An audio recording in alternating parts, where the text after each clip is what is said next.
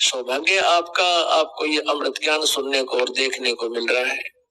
ये छठा स्कंद संक्षिप्त देवी भागवत 414 पृष्ठ पे। जन्मेजय ने पूछा, महाभाग किस युग में कैसा धर्म का स्वरूप है, इस संपूर्ण विषय को विशेष रूप से बताने की कृपा कीजिए। व्यास जी बोले, राजन यह निश्चय है कि सतयुग में ब्राह्मण वेद के पूर्ण विद्वान थे।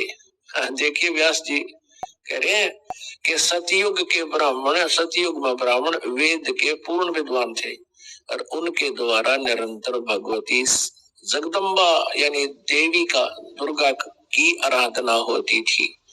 भगवती का दर्शन करने के लिए उनका मन सदा ललायित रहता था। प्रत्येक गांव में शक्ति का मंदिर उद्घाटन हो, इस विषय की उनके मन में बड़ी उत्सुकता रहती थी। देवी की पूजा करा करते, वेद के विद्वान है तेरा गजब वही है।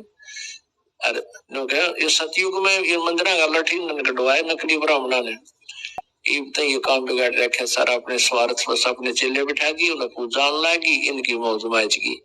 प्रत्येक गांव में शक्ति का मंदिर हो। अब यहाँ क्या बता, देखिए ये तो सतयुग के ब्राह्मण स्थिति, अब कलयुग के ब्राह्मणों की सती थी। और सुन लो इसी पवित्र पुराण में, धर्म की ये सती थी त्रेता में भी रही, परंतु कुछ ह्रास हो गया था। सतयुग की जो सती थी वह द्वापर में विशेष रूप से कम होगी थी। राजन उन प्राचीन युगों में यानी सतयुग, त्रेता, द्वापर में जो राक्षस समझे जाते थे वे कली में ब्राह्मण माने जाते हैं कलयुग में, क्योंकि अब के ब्राह्मण प्राय पाखंड करने में तत्पर रहते हैं। दूसरों को ठगना, झूठ बोलना और वैदिक धर्म कर्म से अलग रहना कलयुगी ब्राह्मणों का स्वाभाविक गुण बन गया है। पुण्यात्मा, परमेश्वर ने 600 वर्ष पहले कहा था, वेद पढ़े पर भेद न जाने, ये बाँचे पुराण 18। और पत्थर को ये पत्ते खुआवे, भूल के सिरजनहारा। वेद पढ़े वेद नहीं जाने, अरे ये बात पुराने 18। और क्या कहेगा पता नहीं, दिन पुराणों में क्या लिखा हुआ है, ब्रह्मा जी अजरो अमर है, सर्वेश्वर है, महेश्वर है, इनकी कोई माता पिता नहीं, यही समृद्ध शक्ति है। और ये जन्मते मरते नहीं, और पुराणों में लिखा है जन्मते और मरते हैं, इनका तो जन्म और मृत्यु होती है। यही अपनी देवी पुराण आपको स्पष्ट करेगी। पर आत्माओं, जब तक हम अपने उन पवित्र सदग्रंथों से स्वयं परिचित नहीं होंगे तो हमारे अंदर जो जमा हुआ ये युगों युगों का लोक वेद या दंत कथा हटे नहीं, और इसके हटे बिना भगवान की रुचि बढ़े नहीं तो हमारी इन्हीं में आस्था पड़ी रहेगी।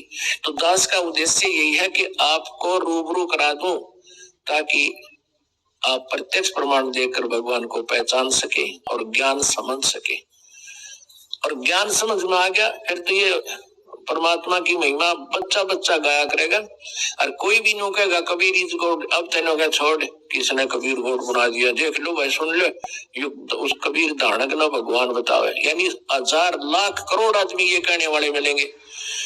और फिर क्या होगा, एक भी विरोध करनिया नहीं होगा, वो न्यू कहेंगे कि हमें भगवान कबीर इज गॉड।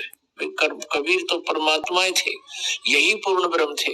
तो उस सतीथि में आने के बाद फिर हम केवल आप जी को परमात्मा के वो ज्ञान महिमा कोड वर्डों में भी सुनावांगे तो भी समझ में आवेगी आपके, और आनंद और अधिक होगा।